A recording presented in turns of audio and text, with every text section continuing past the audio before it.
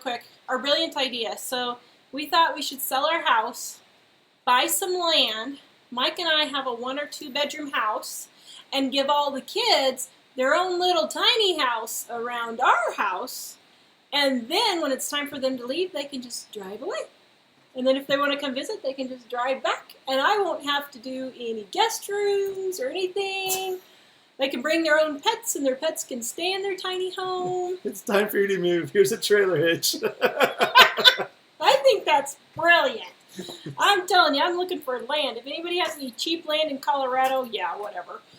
Let me rephrase that. Cheap land on the Front Range of Colorado. I know in eastern Colorado there's cheap land, but it's also the desert out there. So. Can we get an amen, Tammy? Amen. Okay. Today's job. Yeah, Wendy says that they can clean their own house too. Exactly. And if they don't, our house is still clean. Exactly. They can keep all their stuff in their house. They can leave all the waffle wrappers. They can leave all the butter wrappers, all the cinnamon and sugar, all over. I don't want to have to look at it. I think it's brilliant. Yep. They can't come in our kitchen. Maybe we should do a tiny house sponsorship and try that out. Our tiny home times 5. All right. Who are we? Oh, yeah. Okay. So, who am I? I am Tara, and this is... I'm Michael. And we are from Living on a Dime.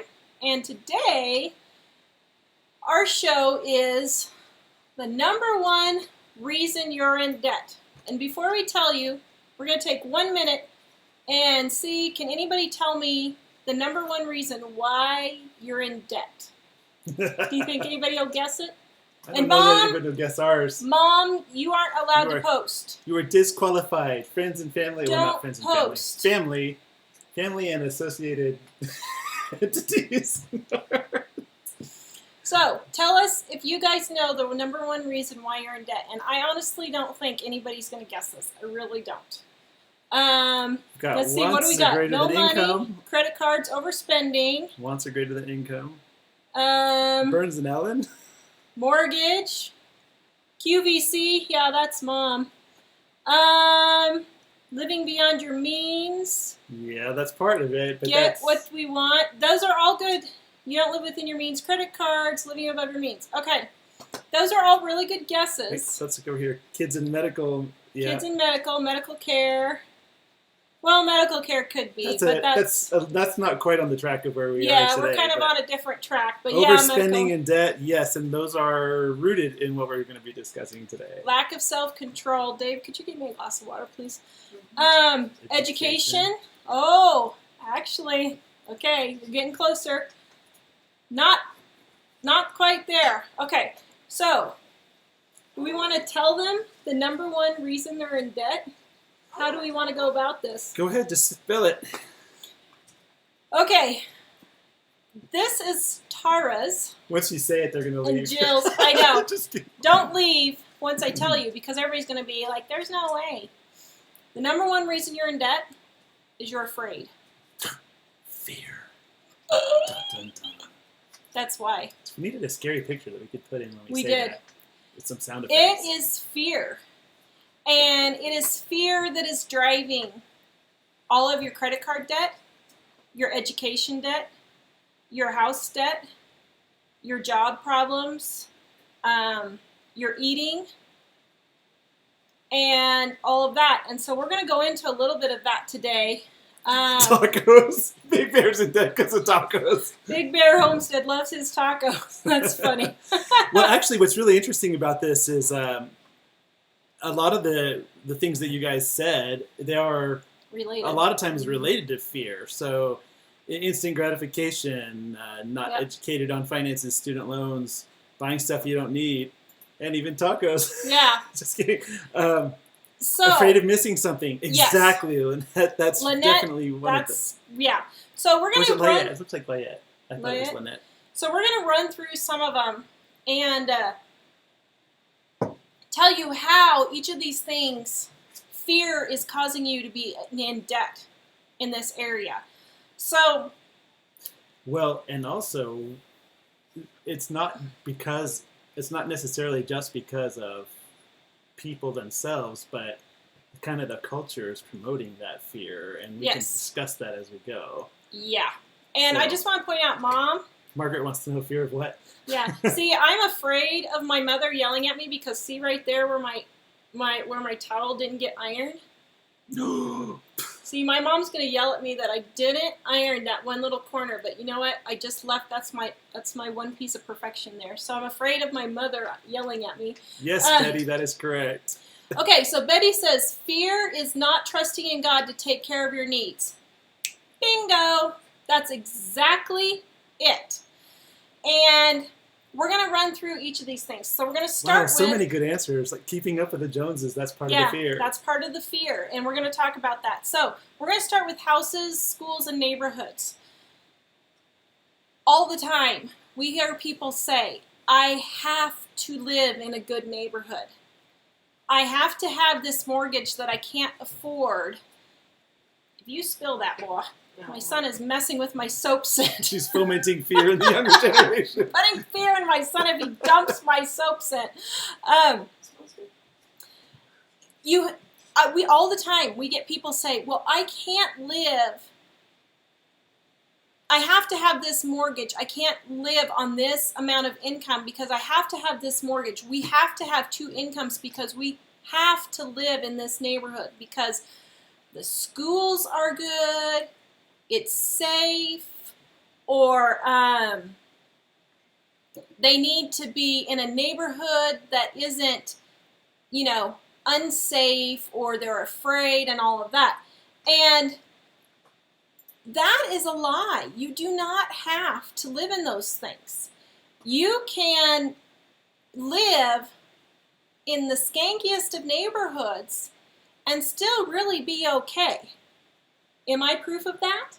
Yeah.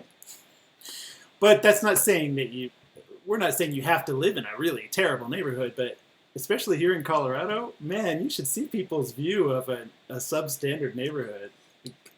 Wow. You really have to have a super high description of what you think a safe neighborhood is. Yeah. I mean, it's different. If there aren't gunshots and drug dealers that... Mm-hmm. I mean, those are obviously worse neighborhoods, but... and I can see if you're living with gunshots every day, okay. But that's not the majority of people that we're talking about. And you have to stop being afraid that if your kids don't get a great education, they're not going to be able to get in college. You shouldn't be afraid that you're not going to be able to live in a super nice neighborhood, so, you're always going to be attacked or something. Growing up, our neighborhood, Mom and Dad bought this old Victorian house that they decided to remodel. And after a few years, the neighborhood wasn't that great. And we had to put it in perspective. As soon as we get Skype done this week, as soon as we can get the Skype fixed this week to record with Mom, Mom's too afraid to try it. Mom's going to talk about this more, but I mean, in our neighborhood, we had people that would rob the convenience store behind our house and jump over our fence, and the thieves who had robbed the convenience store would run through our yard, and then the police would run through our yard, and we would be sitting there watching TV, just seeing them go by our window. Confessions from your childhood. Yes, and one time a guy robbed it, and he locked himself in our basement and got in our crawl space, and couldn't get out because we had my parents made player piano parts, and it was just Mom and my brother and I at that point, but we still had the player piano business in the basement, and he couldn't find the light.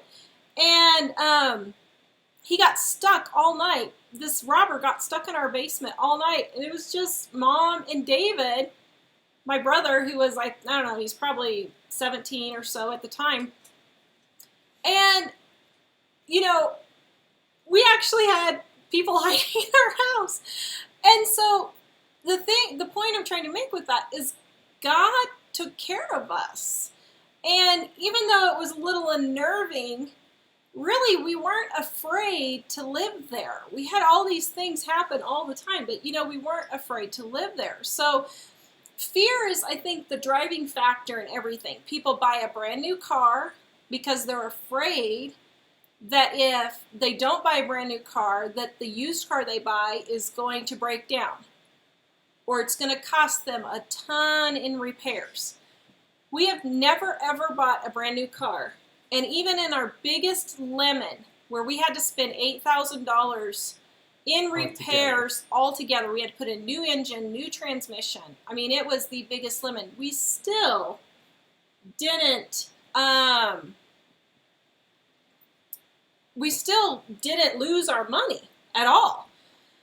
And so you can't be afraid that if you can't afford the new car, you shouldn't be buying the new car. People are going into debt for college, significant debt for college, and parents are going into debt for college. And you can't let your fear because, oh no, my kids aren't going to get a good job.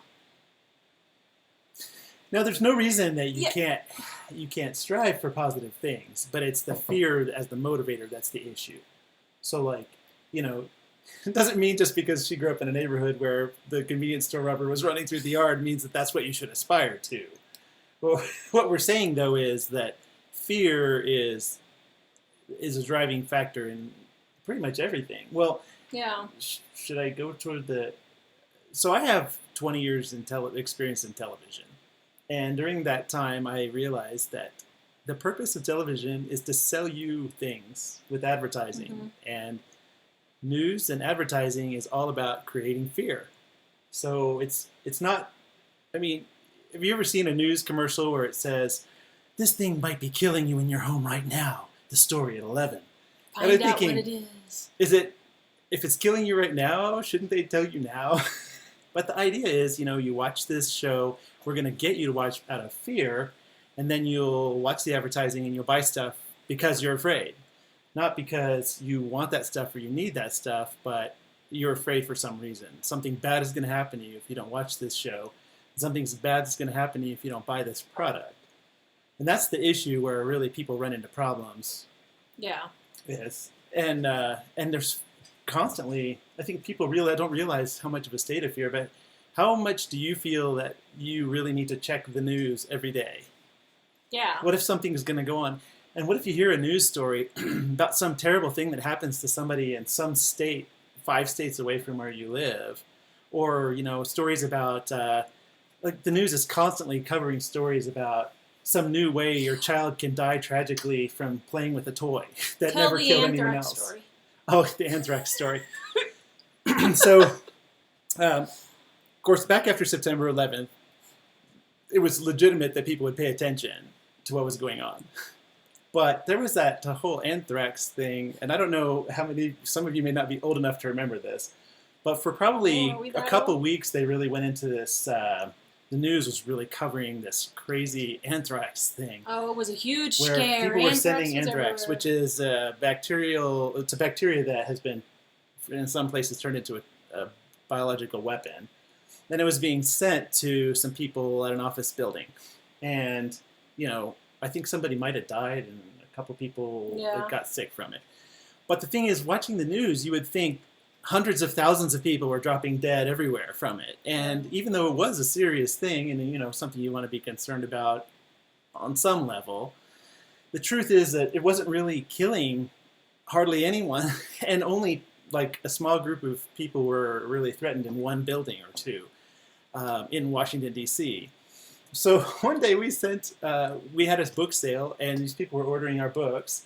And this one lady, did she call us or send us a letter? She sent us an email. She emailed us. She emailed us and said, "Are you sending me anthrax?" We said, "What?" And she said, "Well, I opened my book thing, and there was powder and white powder in there, and I think it's anthrax."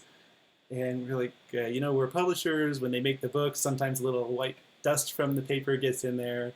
She said, "Well, I really think this is anthrax." And so we said, "Well, why don't you call the FBI if you think we're sending you anthrax?" Well, and she said, "I did, and they told me to call you."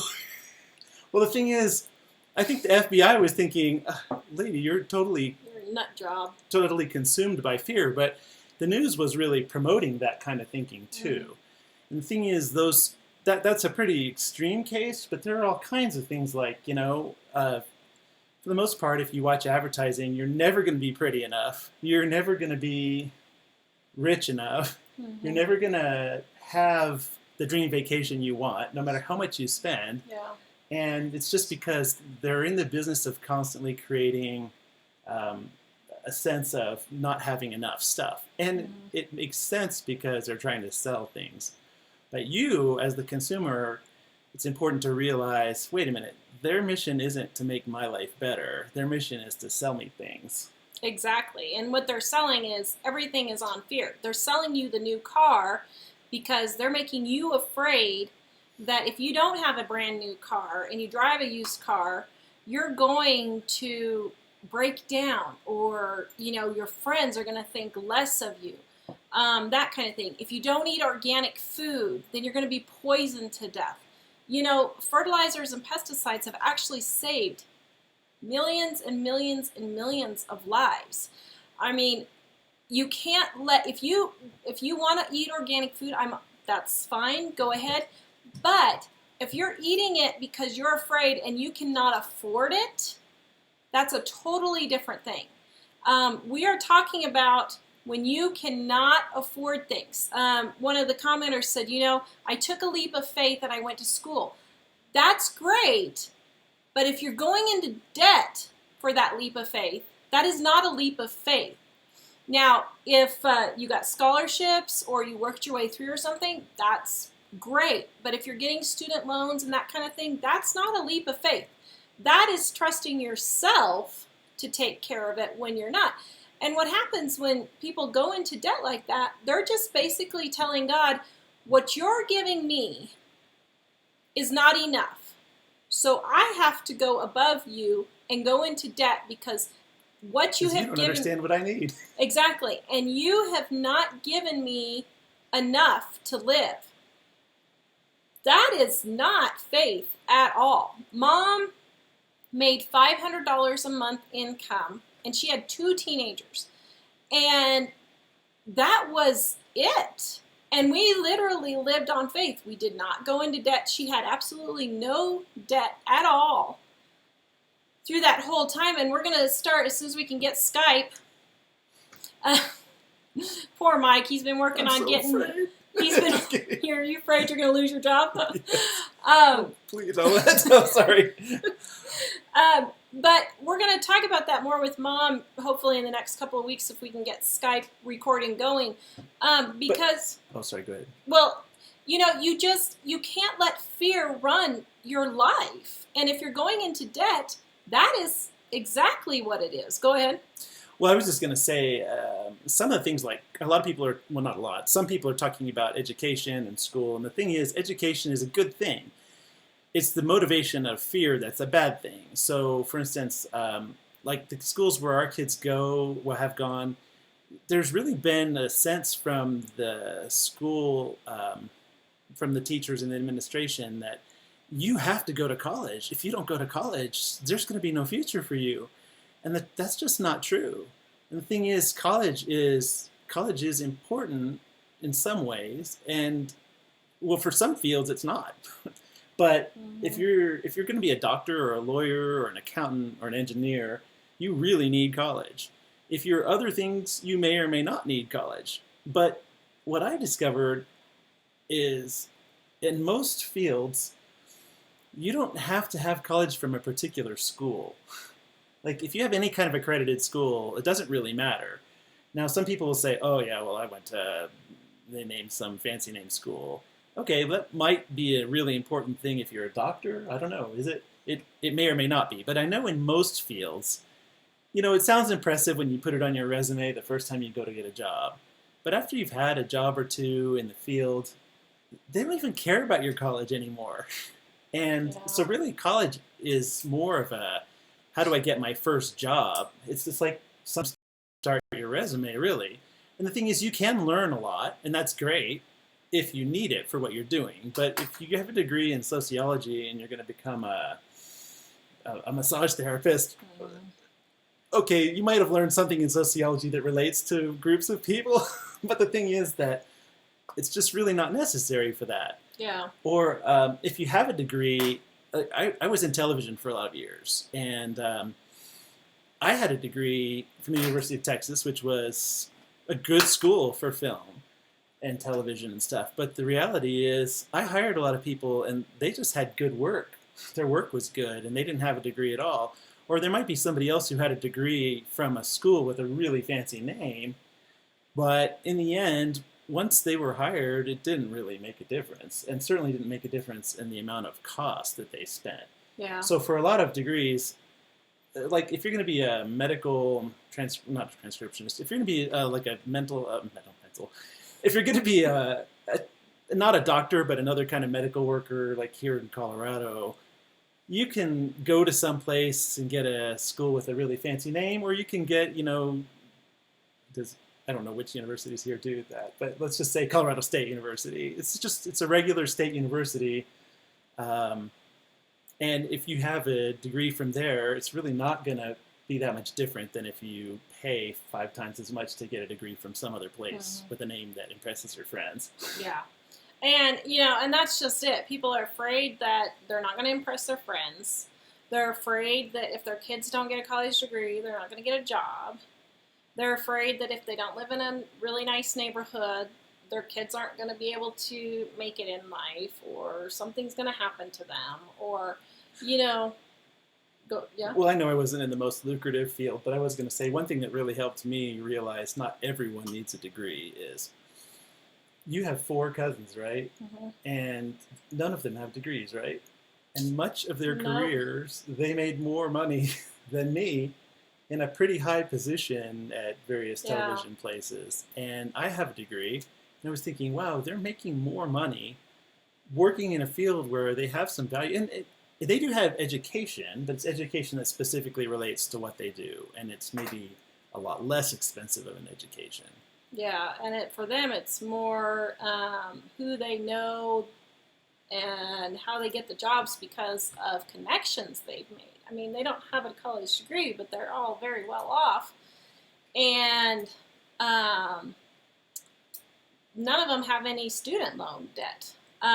So, yeah, that's one of our big things is stop watching the news. That's one of our big tips is we turned off the news 13, 14 years ago, I think already.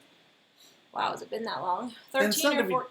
Sorry, go ahead. Well, I was just going to say 13 or 14 years ago, we turned off the news, and we watch it occasionally, and now occasionally we'll check it online.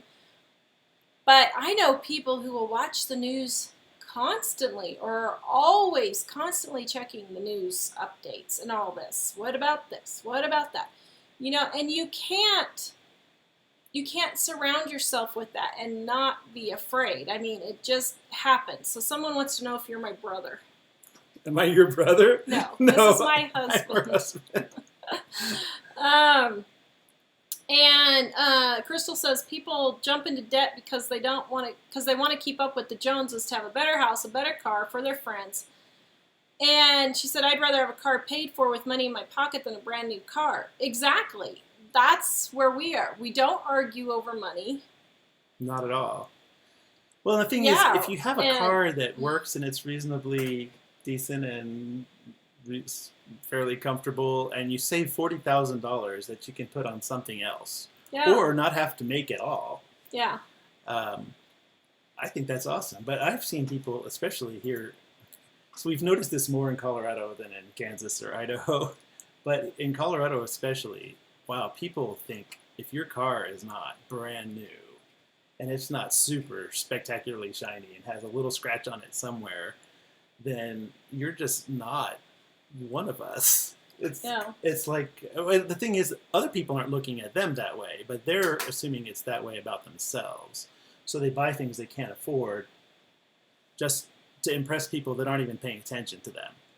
Yeah. That's the thing is, that was that thing about spending money you don't have to impress people you don't like, or something. Exactly. Or who don't like you. Yeah. Let's see. Make Dreams Come True says, how about though, if you buy a new car and just keep it forever, is that good, or Mike or Tara? If you pay cash for it, go ahead. I personally would rather not waste my money on a new car, because to me, driving it off the lot and losing a few $1,000s right away, I just can't do that. But if you do that and you pay cash for it, I think that's fine. It's when you get a car loan that I have a problem with. But we tend to buy cars like for $3,000 to $5,000 that have 75% of their life left. So you can buy a new car even if you're paying the cash, but you're choosing to spend more than you really need to. Because we can buy two cars for, twice the $3,000 to $5,000, and that's, 150. That's like a car and a half in terms of how much use you're going to get out of the car. And it's still way, way, way less expensive. So if you want a new car and you have the money, because one of the things about frugal living is you save in a lot of places so that you can spend on something that's really important to you. But if the really important is that, it's the one thing you've really been holding out for and you really would like it and it's kind of your heart dream, that's great. If the reason is all the other neighbors have a better car than me, and so what am I going to look like if I keep driving this car, that's really not the best reason. Yeah. That's what leads to debt. Yeah. So going back to the news, Big Bear said, but you need to stay informed. I don't think you have to stay informed. I have to say that over the last 13, 14 years that we haven't been watching the news, I cannot say that I'm trying to think. There's one exception I'm going to say after you're done. Oh, okay. Go ahead. What's your exception? I think if you're going to vote, you need to be informed about basic things that are happening in the world and about what your candidate and other candidates actually believe. But once you know that, you don't need to keep watching it. Most people do not know what's going on in the world or what their candidates believe, and they vote. And they end up voting for people that they would never vote for if they knew what that was about. But then, those same people, they know what Kim Kardashian wore last week and who's messing around with who and whose baby and all that stuff. And that's completely useless information. But you don't have to continually watch the news to be informed. We're 30 miles from Denver? Yeah. We don't really need to know about all the murders that happen in Denver and all the things like that. And I had a friend trying to tell me one time, who was also in television with me, what happens if this happens? What happens if that happens? What happens if there's a child molester living in your neighborhood? And what happens if somebody gets murdered? And I was thinking, other people in the neighborhood are going to tell me because they're the ones paying attention and getting afraid. Yeah. Debbie says, do you watch the newspaper instead of reading the news? No. Or read the newspaper instead of watching the news? No. We'll look online occasionally, and we've noticed that when we do that, our mindset gets worse, and so we stop because we'll look at it a little bit different. But I guarantee you, there is not one thing that I can think of in the last probably 20 years. No, okay, I take exception. There's one exception. We had floods here 3 years ago. That is the only time the news was actually relevant to me, was when Colorado was flooding. Mike and the kids weren't home, and I had to call them and tell them to get home now because the roads were flooding and they were not going to be able to get home. Other than that, the news, nothing in the news has affected me at all. At all. September 11th didn't personally affect me. The shootings that were in Denver didn't personally affect me. It's not that we don't know about those things, because I pay a little more attention to Tara about some of those things, but it's not, I try not to let it consume me, but I think it's important for us, I think this is probably where Big Bear was going in some ways.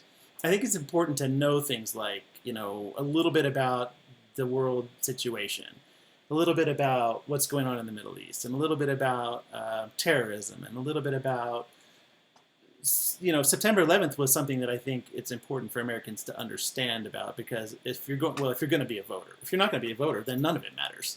Yeah. because those things are important to understand if you're going to vote. If you're not going to vote, then if you don't live in a place where September 11th was doing something, like we were in Wichita, and I thought if I wasn't a voter, I mean, this was like 5 years ago. I was thinking if I wasn't a voter, and I was completely unaware that September 11th happened, my life wouldn't have seemed any different. And I'm not saying that we should close our eyes to all those things, because I think, like Jenny said, and Jenny is actually our sister-in-law on Facebook. She said September 11th was the most frightening day here. That's true, but Jenny is like 20 miles she could see from the where smoke. it happened. Yeah, She could see the smoke. She had a legitimate reason to be watching what was going on for her personal safety, and that is a good. I think that is fine, and that's good to be informed for those things. Like when we had the floods, we needed to know our kids were scattered. We had kids all over where the things place. were happening, And where we live, the way it was flooding, literally when the flood happened, we were cut off. Our town was cut off from us getting out anywhere. And for us, it was only like a day or two. But we had to know that. So I'm not talking about things that directly affect you. But honestly, in the last 20 years, I think that's the only thing that's really directly affected me by watching the news. You know, I mean, and so... But there's another, sorry. Go ahead. Well, another thing, again, I think is important for you to vote. And I think it's important for you to know what your candidate really believes and what they're really actually doing, not just what they say they're doing. And I think it's important to know something about the world and major events. And things like September 11th, I talked to my friend at the television station. We were having this debate prior to September 11th. And I said, he kept saying, what if this, what if that? And I was thinking, what if it's going to scare you to death? And I told him, if something really important happens, somebody will let me know. So on September 11th, I was standing out in the front yard doing some gardening or mowing or something, and got a call from my brother-in-law, and he said, hey, I think you need to turn on the TV. And I did. And I talked to my friend later, and I said, hey, something big happened that I really kind of need to know about. And he called me and told me. So it's not like I'm going to miss it. Now, on the other hand, if you're directly affected by something, like if you're in New York or New Jersey or somewhere close, you might want to pay a little more attention to it. But in terms of the stuff on that day, they were playing the footage over and over again. There's just a point where you think, this is really horrible, but I can't continue to stick in that moment all the time. But it is important to understand that in a different way. And but now we mostly have stories like about, the news is completely full of stories about things happening that are really completely irrelevant to most of us. Little local things where, 2 drug dealers shot it out, and the thing is, they're living in Denver, and we're not in Denver. If you're living in that neighborhood, you might want to know, but somebody in that neighborhood is going to tell you if it's your neighborhood, unless you don't have any friends there. And so over on YouTube, there's a big kind of, not really debate, but just discussion about, okay, so terrorism can happen anytime, and the state of the world today, another 9/11 could happen anywhere. But it could, but how is watching the news going to stop that from happening for you? I mean, if you're in an area and you see something happen, yeah, call the police, call 911. And these things happen, but watching the news isn't going to terrorism is stop it something from that happening. it's important to realize it's really happening. But the thing is, and that it could happen where you are. But the thing is, you can't live every moment in fear of that because you can't control that. Yeah. It's being aware of what's happening, but not being afraid of what's happening. And you know what? I think, is this a good time to play your video? I think this might be a good time to play your video. Okay. So Mike did this video, and we have a little story here on this video that he did. So he was working on this video, let's see, it was 4 years ago, I guess now. 4 years, I think. And he had just... He was trying to do it for churches, right? Yeah. He had just finished this video. And the theater shootings happened here in Aurora, Colorado. A gunman went in, shot up a theater, and we found out, we were watching the news, and our pastor happened to be in that theater. And so Mike went and sent him this video, and I told him, I said, you just finished this video, and you finished it for a reason today. You have to send it to him. And his pastor was, and our pastor and several other pastors were in the theater the night when it happened. And so this is what Mike and I are talking about. And so we want you guys, especially if you're Christians, to watch this video, because this is the essence of what we're talking about, being afraid and worrying about and that kind of thing. So, okay, go ahead. Oops. Or maybe. Here we go.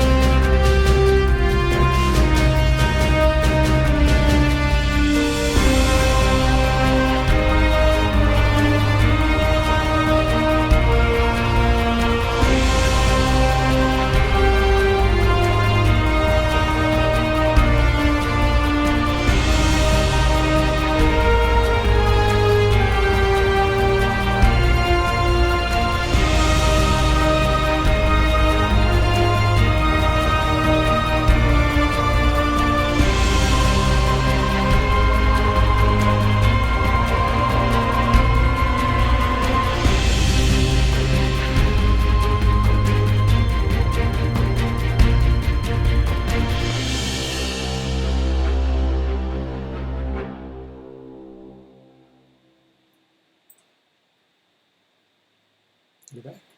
I'm back. Now what do I say? You can't say anything after that. Yeah.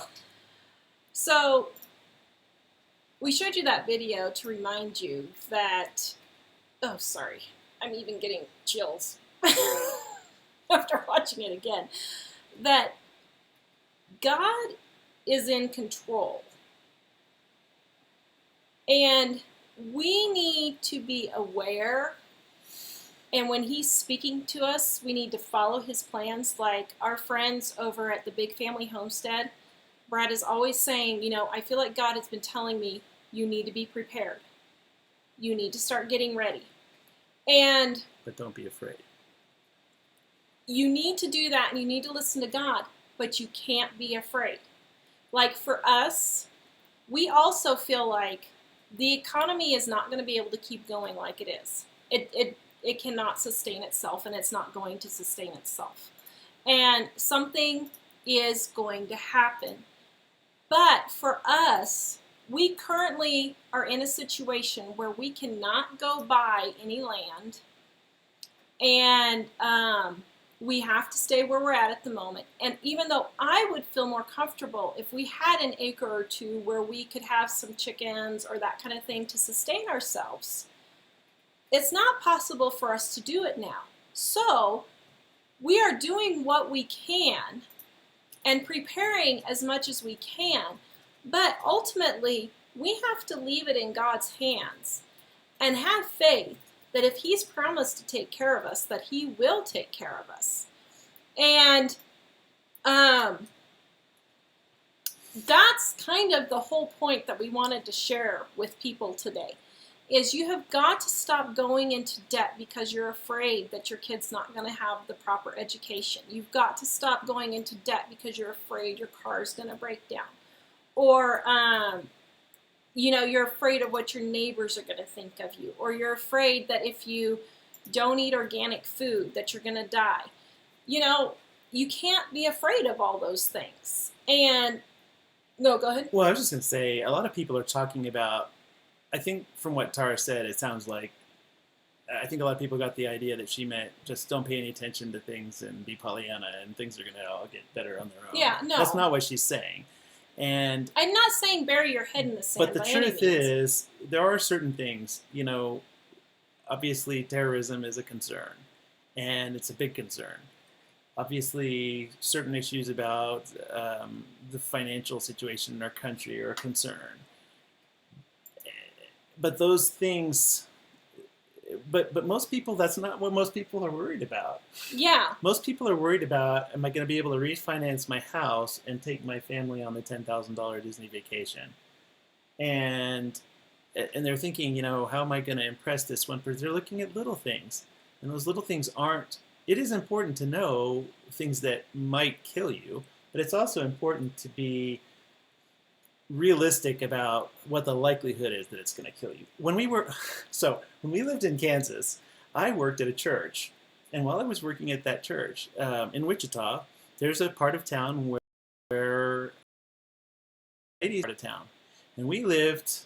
Well, I guess where we lived, it wasn't convenient to drive through that part of town, but there were places where they needed to go, and the most direct route was right through there, and they were just terrified. To put it in perspective, the crime in this area, we're not talking downtown Detroit or Harlem or whatever. We're talking one shooting every, 5 or 6 years they had like something? 12 to 14 in Wichita at the time. So what I was talking to these ladies and I was thinking, you're working at a church. We need to have more faith in that. If somebody doesn't have that, there's more of a reason to be afraid. But the thing is, I said, we work at a church, we need to have more faith in that. So then I went and I started doing some studying on the statistics there, and I realized in Wichita, at that time, most of the murders were people that were involved in drug deals, people that were having domestic disputes with a girlfriend or boyfriend mostly, sometimes with a wife or husband, but mostly a boyfriend or girlfriend. And I guess that was pretty much it. Drug deals and disputes, domestic disputes. And I was thinking, are you involved in drugs? Are you in a domestic situation that's going to result in violence? And no, if you're not, then what's the deal? So I looked and saw, and there was one, I think in the previous 5 or 6 years, there was one random killing there. Everything else was pretty much drug deals and domestic things. And I was thinking, if that's not you, you shouldn't be worried. Now, I mean, this might be different if you're in a city where there are some cities in America where there's a large amount of murder and stuff like that. But in general, it's good to be aware of what is the realistic probability, because honestly, there was a time in my life when I was younger and I heard stories about things falling out of the sky, meteorites and asteroids, meteorites and other things like that. And I think I was a kid at the time, and for just a little bit of time I was thinking, oh man, what if something falls out of the sky? But even if you're in your house, that could kill you.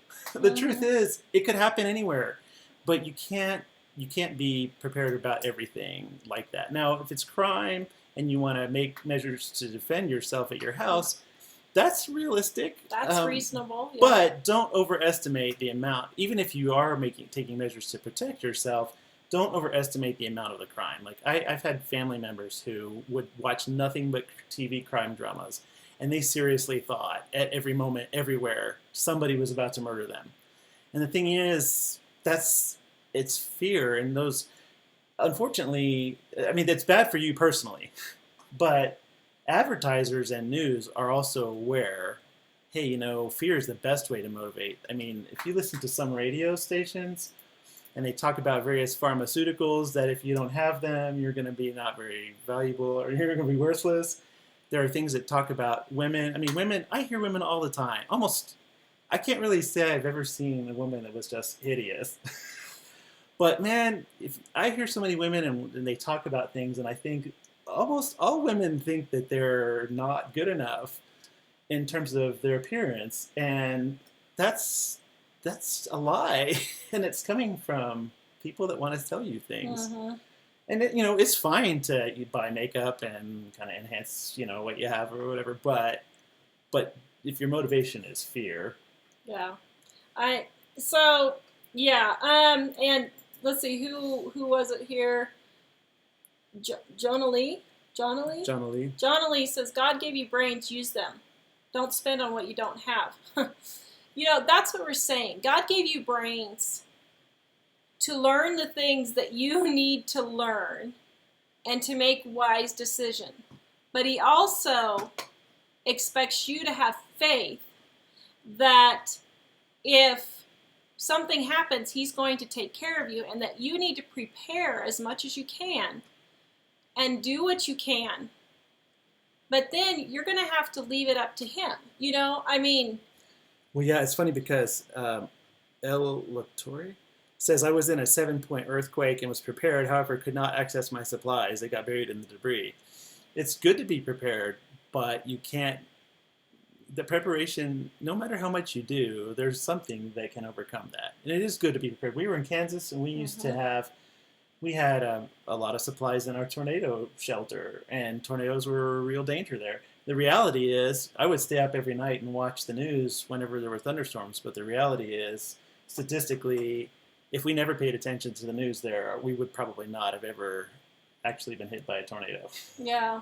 And we saw people that had been, and we thought it was wise to be prepared because your likelihood of getting hit by a tornado in Kansas is probably a lot greater than your likelihood of getting hit by a tornado in Idaho. Yeah. Let's see. Old Ways News Times says, I used to think like you, it's not going to happen to me until the day I was run off the road and held at gunpoint. Now I'm ready and I believe in God and I know he will be with me. I'm not saying this stuff isn't going to happen. If you guys knew... And also, she's not saying don't be prepared if you're concerned. If you guys knew the stuff that had happened to our family and my family of mom and growing up and stuff, you guys would be floored. I mean, we really do have they're going to want you to tell them. Yeah, we really do have our own soap opera of stuff that has happened. And I am not saying at all that you shouldn't be prepared. I think that if you feel like God is telling you you need to carry a gun or have a concealed weapon with you or whatever for protection, do it. I have absolutely no problem with that. And I say that's great. But what I'm saying is you can't be afraid, like the gals that he worked with at church, to just drive through everywhere. You just can't live in a spirit of fear. God has commanded us to not live in a spirit of fear. And so, I'm not saying be naive or anything at all, but I am saying you can't let it control your life. And let's see. Am I missing anything? Oh, yeah. Actually, Jennifer says it great. She says, the media shows the worst and freaks people out. I was in Katrina, and it was not nearly as bad as what they showed on the news. Chaos sells. Yeah, the thing is, So here's another thing. This is another thing about news. When I was in television, I was a producer at this TV station in Pullman, Washington, close to the Washington State University. And one day we lived 2 hours from there. And one day I was home, and over the weekend I saw this stuff on the Seattle news about these riots in Pullman. And I thought, man, watching all this video, it looks like the LA riots back from, I forget, in the 80s sometime. And so on Monday, I got to work, and I expected there to be a massive amount of damage and buildings burned down and all kinds of horrible stuff because of what the news showed. But I got there, and my friends I said, hey, what about those riots? And they said, what riots? And I said, it was all over the news, these riots. And they said, oh, that was a frat party. A couple of guys got drunk and they started fighting each other. And then the one guy's fraternity and the other guy's fraternity got there and they started throwing their beers at each other, and somebody set a dumpster on fire and broke a window out at Burger King. But when we looked at that on the news, you would have thought there were 1,000 fatalities. Yeah. I mean, it was horrible. And the reality is, that was one of my early television experiences from behind the scenes where I realized they're manufacturing this stuff. Mm-hmm. And I realized almost all the very little news is actually reported without putting some kind of spin like that on it, and the purpose is usually to get you to buy things. And Mom says in the comments, she said, when you have fear, it paralyzes you, so you can't rationally deal with things and use the wisdom God has given you. Exactly. When you let fear overtake you, you cannot listen to God telling you what you actually need to do. It's like our friends at the Big Family Homestead, and Brad, I hope I'm not overstepping, but this is the impression that I've gotten. He said that he's really felt like God has told him that they need to prepare and get some chickens and get a cow and prepare for that. But he's not doing it in a state of fear. He's doing it out of, this is what God's told me to do. I'm working it along and I'm doing it as best as I can. But or at least he's not giving me that impression. I may be wrong. But he's not doing it out of a spirit of fear that, oh no, type thing. He knows something's going to happen and he feels that he needs to prepare for it, and that's fine. And I think that's great. And, like I said, I kind of feel the same thing. I have gardens prepared. I have flowers in those gardens, but in any minute I can take out those flowers and put in all vegetables if I want to. I have some food that if we ever get stuck by floods again, we won't have to go to the grocery store and we can live on it. And so I think that there is a, what am I trying to say? A healthy way to prepare, and God gives us those instincts and we need to use them. But we can't let it overrule us and let it, take over our lives. So there's an interesting question here. Anka says, I got promoted and now I make enough money to pay my debt, but it still makes me feel miserable. Do you think it's worth sticking to it just to pay my debt, or should I quit and find another job? I would stay with it. I would. And pay as much as you can off as long as you can.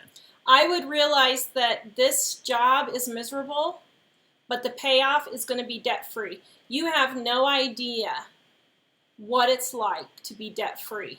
It's awesome. It is great. We owe a little bit on our house. We owe a little bit over $100,000 on our house, but we have no car payments. Which is about a third of its value. Yeah, which is about a third of its value. But we have no car payments, no student loans, no nothing. Being debt-free is great. And honestly, if you can stay there 2 to 5 years or however long, I don't know how long it would take for you to pay it off at this job. But there's something else. But in the end, if you can just look, okay, I just have to wait this long and then it's paid off, X amount of time. And then that will give you the freedom to find another job. And looking at that end goal to try to get yourself through till then. But there's another thing. You were saying, or should I just quit and try to find another job? Something else that might be an option for you is to work it and pay as much as you can as you go, but try to find another job before you think of quitting. Because oftentimes that quitting leads to more of a financial distress that makes it even harder to get out of that debt. Mm-hmm. Yeah. So if I were you, I would either not quit until you have found another job, or just say to yourself, you know what, I know this is miserable, but my goal is to be debt-free. For me, babies were miserable. I was tired. I was sick. I could hardly function. They cried all the time because they had undiagnosed food allergies. But my goal was to get them through to adulthood. And now that we have, where they come and bring Love Blankie yes, and give you love. And now that we're over the baby stage, I can really be enjoying them. And you have to realize, okay, I'm getting through this time that's not the most fun, but in the end, I'm going to have something. And that's where you need to look at, working a miserable job to pay off a debt, I think it's worth it. But it doesn't mean you have to stay in the miserable job forever. Yeah. And also, it doesn't mean you can't get another job. I would just get the other job first and then quit. Because there were a couple of jobs I got on the stealth while I was working another job where I knew the person who I was working for, the company I was working for, was not going to really want me to be looking for another job. But I was thinking, hey, if you didn't want me around, I wouldn't have 2 weeks' notice. I'd just be gone. So if I go and look for another job and I give you 2 weeks' notice, I feel like I'm being extra nice. Oh, yeah. Yeah, so anyway, guys, we just felt kind of like with everything going on that we needed to address this because this really is a huge issue. And we're not saying be naive. We're not saying don't. I'm not saying don't prepare and just sit here and wait for some catastrophe to come. Yeah. But be reasonable. Do things that seem reasonable and logical to protect yourself from harmful things. But don't pay attention to all the news stories about every person who got murdered in a state far away from you. And don't pay attention to all the people that are saying you're not good enough for this or that. And when you hear ads and you realize that ad is just leading you down a scary track for no good reason, turn it off. Mm-hmm. Yeah. Because those things are going to cause you to get into debt. Most people's debt is not from medical bills, even though some people have told us that, and we've had that experience ourselves. Mm-hmm. Most people's debt is from fear that they're not going to measure up, that they're going to be rejected by everyone they know, that they're going to not be successful, and that they're going to die penniless and out on the street. Yep. And the reality is most people not going to happen. All right, so please go to YouTube and go to Deep South Homestead. They are on the Homestead Network next at 7 p.m. Mountain Time. That's 9, right? Eastern? Yeah. Yeah. And check out the Homestead Network. We have a ton of really good people on there, guys. Please check it out. They're doing some awesome things. They are doing some, I mean, I'm learning tons of stuff. I'm making a water filter. I'm getting stuff to make my own water filter because it's off-grid. Was it Off-Grid Nation, I think, had a really good water filter. Please visit us at livingonadime.com. We appreciate your support. If you like, share, comment, and subscribe. Oh, and by the way, we're almost to 30,000 subscribers. If we hit 30,000 subscribers, we're going to do a giveaway, a big one. So, I don't know. That's probably going to be Monday or Wednesday. So, when we hit it... A framed picture of Mike. Please check us out Monday and Wednesday at 4:30 Mountain Time, and we will see you then. Have a great night.